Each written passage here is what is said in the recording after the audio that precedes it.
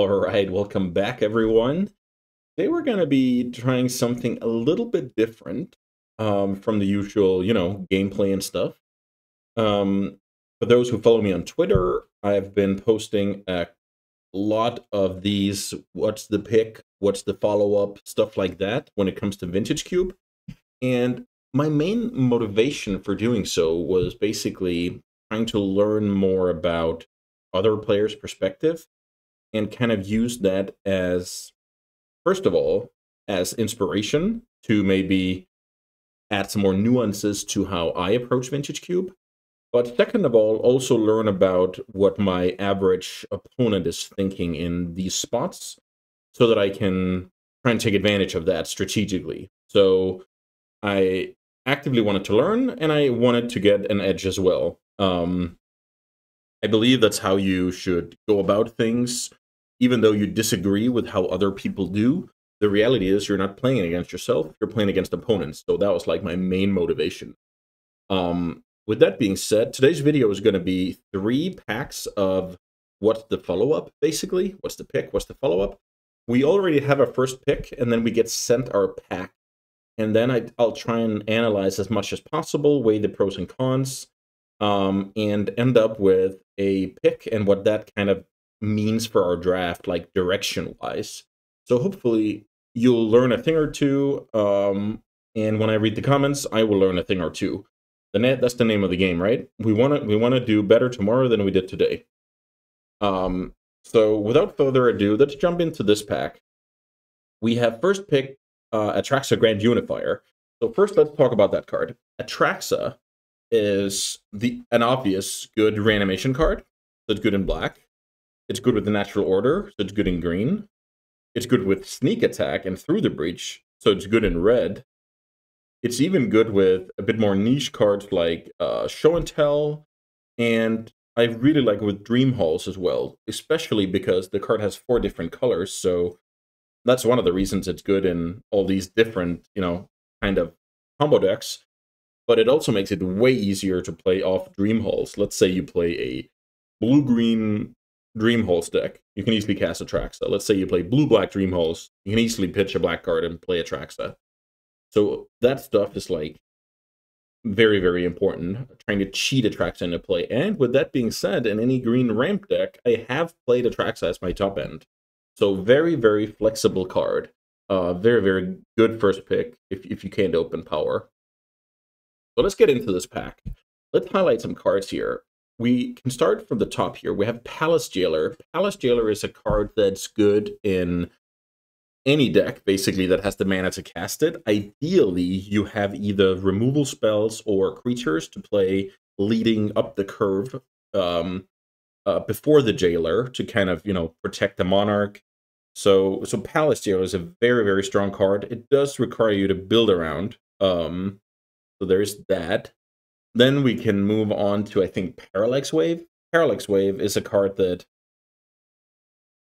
it's very hard to uncover everything, but Parallax Wave is basically a card that will kill tokens, like no questions asked, in a board state where both players have, let's say, 3 creatures, 2 creatures, whatever. Getting those opposing creatures out of the way for just a couple of turns can mean you just win the race. So it's good if you're just trying to clear your opponent's board of tokens. It's good if I have creatures, my opponent has creatures. It's also good against mass removal. It's kind of like protection. You can set up some nasty situations where your opponent can't really do anything about the Parallax Wave. And then there's combos like Flicker Wisp and like the 5-mana bird or dragon maybe, where you can kind of recur the Parallax Wave. And God forbid, Astral Dragon. We had that in the previous season. I think Astral Dragon is cut now, but that was like infinite, just those 2 cards together. Parallax Wave is very, very strong. Neither of those cards are particularly good with Atraxa. So let's talk a little bit about that. Your first pick is a first pick that you ideally want to play. Okay, that's fine. We all know that. But that's not always going to be the case. So being willing to abandon your first pick if the draft, tells you to go elsewhere is very, very important. So yes, we want to play Atraxa in the same deck as our second pick, but we can't always do that. The next card I want to talk a bit about is Xander's Lounge. So Grixis Triome. Triomes are very good with fetches in general, and these colors in particular. So as we already discussed, blue is blue. It is what it is. But there is Dream Halls. Red is Sneak and Breach, and the black is the Reanimation. So that is like more or less the ideal land to go with the Atraxa. I think it's worth mentioning. Triomes, I like those a lot. You can end up with too many Triomes, like Triomes or creature lands, and your mana. You don't want your mana to get awkward, especially now that the Veil lands are in. So even though those are good, you need to make sure to not overload on those cards. The last card I want to discuss is Gitaxian Probe. Gitaxian Probe will make 100% of my decks. I think in 9 out of 10 decks, Gitaxian Probe will have some kind of synergy as well, aside from just being this 0 mana cantrip, get the info. Maybe your deck has a Tarmogoyf, and now you have a free sorcery. Maybe your deck has a Prowess creature, now you have a free spell. Maybe your deck has Force of Will, now you have an extra blue card. It's very, very flexible. Even with a card like Chandra in this pack, you go turn 4 Chandra, you plus Chandra. Oh, you hit Gitaxian Probe. Nice, right? 0 mana spells. That card can go in a lot of decks, if not all decks. So those 4 cards are my consideration when I'm looking at a pack like this. And it's all depending on how much you want to stay true to your first pick. What I ended up doing, and what I advise you to do, is take the Palace Jailer. It's the standalone, just most impactful card. And funnily enough, in this draft, I wheeled the Parallax Wave, and I ended up playing White Weenie and winning the draft, which is kind of funny to think about. But aside from the fact that I should never wheel Parallax Wave, the fact that I was willing to, move a bit off of my first pick. Let's say I had a challenge of, you need to play this Atraxa. Then I would pick Xander's Lounge or Probe, right? But yeah, that's not the case. I think I covered like the relevant cards in this pack, the pros and cons of sticking to our first pick, deviating from it, and yeah, let's move on to the next pack. This next pack here is another cool one that I showed on Twitter, and I didn't think too much about it. So let's just go in cold here and see what's going on. I just first picked the Black Lotus. Great start. So let's quickly talk about Black Lotus. Black Lotus, if you power out, what you want to do is play something that plays to the board ahead of schedule. You don't want to go like crack my Black Lotus, play a Fact or Fiction. That's one of the examples I could think about. Like that doesn't accomplish too much. You want to impact the board when you have a Black Lotus, and usually all cube decks are able to do that. So it's not really a concern. It's just some random note about Black Lotus, right? Also, Storming, I guess, is the exception to that. So let's look at this pack. First of all, we can talk about the Troll. Troll of Khazad-dûm is wreaking havoc in Legacy as we speak. Very, very strong. It turns out that cycling for an Underground Sea and then kind of have built-in Entomb or Reanimation is pretty darn strong. I really like the Troll. Great card. It's usually like, at least it's a fetch land, right? That's what we're trying to accomplish with that card. And then if you just have like 1 copy of Reanimate, 1 Animate Dead, it's just a great card. Like, it's just super strong. Then I want to talk about Coalition Relic. I saw Martin Yusa. He chimed in on Twitter, and he wanted to take the Coalition Relic here. So Coalition Relic is, funnily enough, in my opinion, kind of a pun to the name, is a relic of the past for the most part. Like, my best decks, I don't see Coalition Relic being a part of those, and I'm going to tell you why. Like, back in the day, let's just say 5 years ago, the Vintage Cube was more about, jamming out Grave Titan, Wormcoil Engine, Consecrated Sphinx, stuff like that. You actually had that time because the aggressive cards weren't very strong. That's just facts, right? These days, you'll get run over by like very efficient cards like, I don't know, Minsk and Boo, got Broadside Bombardier, stuff like that, where you don't have that much time to react. So I don't want my 3-drop to not impact the board. That's basically the short version of why I don't think Coalition Relic is great anymore. With that being said, there are corner cases like I have a workshop deck and I have 3 different colors of spells. Then okay, Coalition Relic will be a welcome addition to that deck, obviously. Let's talk a little bit about Hallowed Fountain. Duels are awesome because they can be fetched and they're untapped fixing. Playing your spells on time is awesome. Everybody's going to have good spells, but if you can cast your spells on time and reliably, that has value. Like, we don't have to go too much into depth why mana fixing is good in Cube. The color combination, though, is what kept me from taking it in this spot. Because Hallowed Fountain and Black Lotus, sure, you can play out like some 4-mana Planeswalkers or Fractured Identity and stuff like that. That's great to Lotus out. But once you you use your Black Lotus to hold up, like, I don't know, Cryptic Command or Hull Breacher or Mystic Confluence, stuff like that, then Black Lotus isn't as powerful. So if this was another combination of colors, I would have considered it way more. I do end up taking the Troll here, and I can't remember what kind of deck I landed into, but basically, when I pick the Troll, I'm saying this is a black fetch land that might also be a fatty if I find some reanimation. In order for Troll to be fixing, we do need to pick up black duels later, but we have a long draft ahead of us, so I think that's very possible. Aside from that, I just want to make a quick note about Delayed Blast Fireball, aside from the kind of silly name. This card is pretty cool because there are numerous ways in the cube you can get to play for 3 mana, but still deal the full 5 to all creatures and opponents. And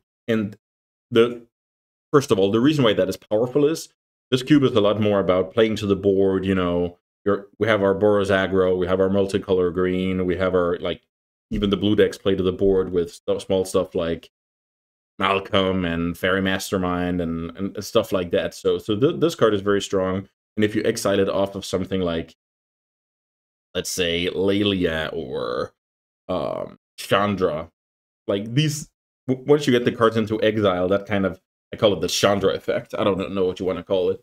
You can kind of cheat on the whole mana situation and dome your opponent for 5 and knock the whole board. And I think that's about it for this pack. If you have, I guess I should have mentioned this. I'm coming from, we want to maximize our chances of winning, right? So if you're just playing Cube to, let's say, cheat out Eldrazi's or storm off, feel free to take the Kozilek, or I want to draft an Academy deck like LSV, then just take the Mystic Fortune. But I'm basically trying to represent an angle of how do we win with the highest likelihood, okay? All right, let's get into the last pack before we wrap up the video. This is a screenshot from another Twitter user. I wish I could remember who. I think it's Adam Wasmo, who posted this and tagged me in it, which I really appreciate. At the time when I saw it, I couldn't fathom what was going on here because there's a lot to unpack here. So let's see if we can get into it. It looks like Adam has first picked a Force of Will here. Solid first pick. Cube is oftentimes about either doing broken things or protecting broken things, so Force of Will, yeah, definitely works. So let's take this from left to right. Thoughtseize. Okay. Thoughtseize is very, very, very strong in Vintage Cube. It's stronger in Vintage Cube than any other format, in my opinion. And the reason is this. Your opponent's deck is not going to be as consistent as a, fine-tuned modern deck or legacy deck that's kind of built to, get disrupted and still do their thing. In Cube, sometimes your hand is like, I don't know, channel, big thing, a lot of mana sources.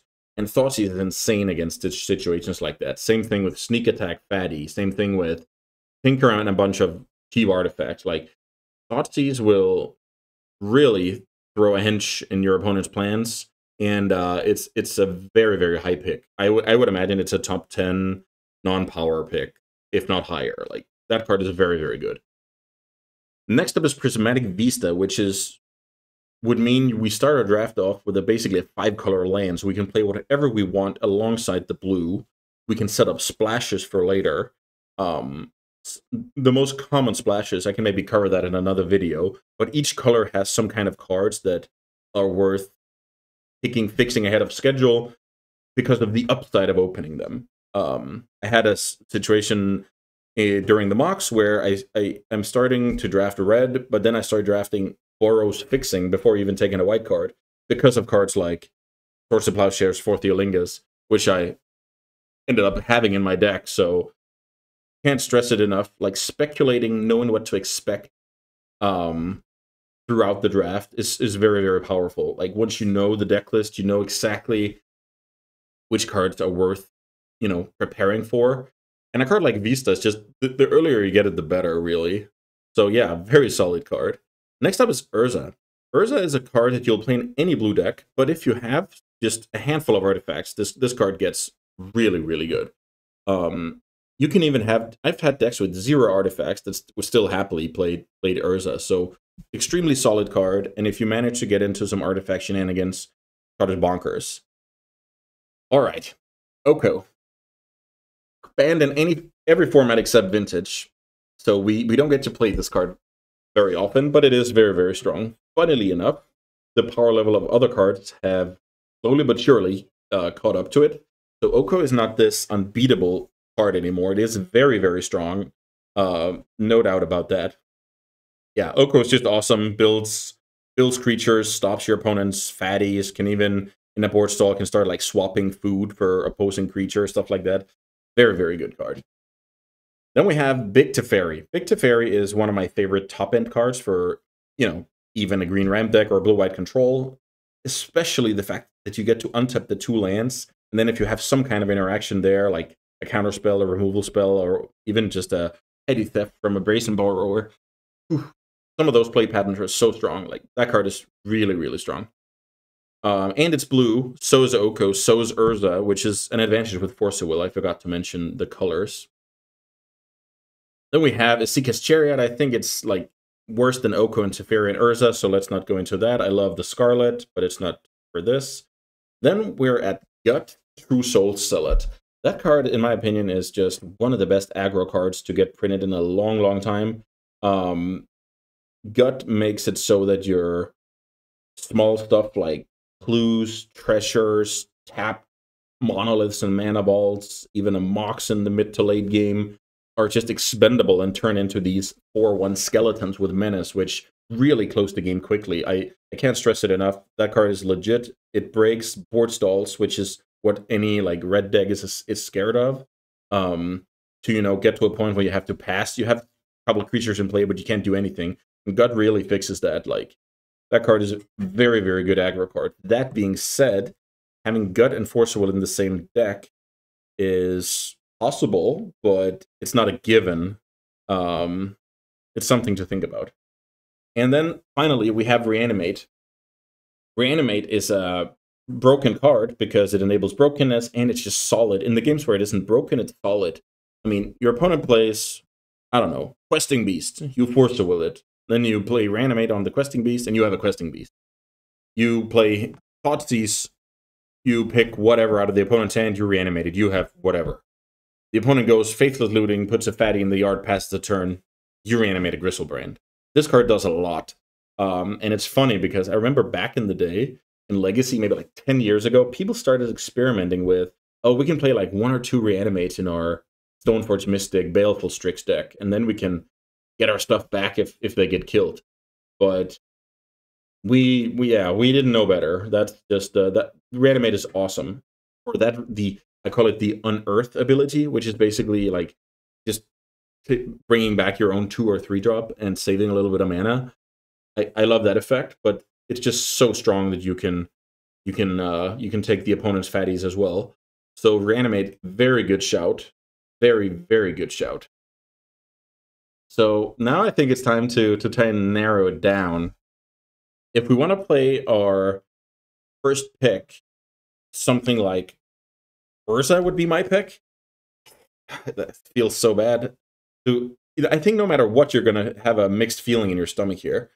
Taking Urza over Oko, if you're really into control, but I don't think that should be an argument for this video. You can go for Teferi. I'll actually rule out Teferi. I'll rule out Gut because of the color requirements, and I want to play my Force Will. And I don't think like the gap is very big between any of the cards. So I actually want to use it as a tiebreaker to play my Force Will. Reanimate is definitely a good shout, but I couldn't tell you if it's better than Thoughtseize. I think those two are a wash to me. Like, very, very strong. Like, do you want to disrupt? Do you want to enable brokenness? Also, there is the fact that you pick Reanimate here. Thoughtseize is going to get picked down the road. Then you're going to get a bad or worse pack 2 because of it. Maybe black is cut off. There's also a seal if anybody's comboing. So maybe the fact that we have like 2.5 good great black cards rather, like two great and one decent, situationally great. Like, let's say someone has a flash, someone has a sneak attack, someone has a channel, someone has entomb. You want this Imperial Seal. I think black is going to be heavy contested, and it isn't as deep as blue, so we can kind of rule out the black based on that. Prismatic Vista is awesome, but it's kind of a question of your temper, whether you want to say, I pick Urza, and then let's see which color I'm pairing blue with, or you go, I'll pick Vista, and then stay open for whatever comes. So funnily enough, the more I talk about it, I'm landing on Urza here out of this pack, but passing Thoughtseize, Prismatic Vista, Oko, Gut, Reanimate. Oof, I hope I never have to do this. That's just brutal.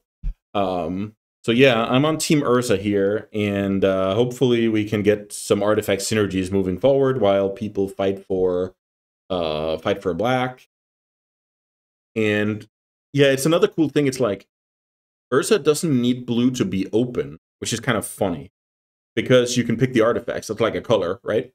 So all of a sudden, in order to have like the best Urza deck possible, obviously we have something like Tolarian Academy, but also just stuff like the small stuff like, let's say, Currency Converter, Retrofitter Foundry. So those cards just go up in value a lot when they're a Mox Sapphire with Urza in play. So in the ideal world, we get some redundancy with either Urza Saga, stuff like Nettle Cyst, Kappa Cannoneer, Karn, the 4-mana Karn that also spits out constructs, stuff like that we're looking for. But the main point is we play Urza in any deck with blue mana. Whew, okay, I think that'll do it for this video. Let me know if you like this this format. I enjoyed it a lot, and I have one more set of these lined up. But after that, it's kind of a matter of supply and demand. I was about to say, like, if you guys like these, like analyzing packs, getting some input on depth on certain cards, feel free to let me know so I can pick some good topics in the future. I think that's gonna do it for today. Yeah, really excited too. These packs were awesome in different ways even. So yeah, I hope you have an incredible day. Thanks so much for the support, and I'll see you next time.